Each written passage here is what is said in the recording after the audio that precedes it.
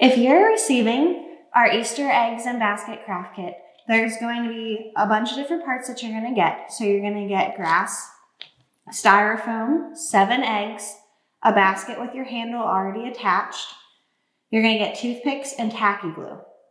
Now, one of the first things you're going to want to do is take off your handle to paint your basket.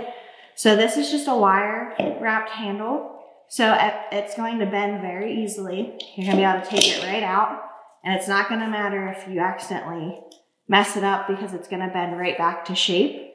And then when you do paint your basket, you're just going to be able to put it right back through your holes and bend these pieces up towards the cutout of the bowl to help it stay in. When it comes to your eggs, you're going to have toothpicks. They're going to have a hole in the bottom here, and these toothpicks are just to help you hold them while you're painting. And then you can use the styrofoam to help them dry.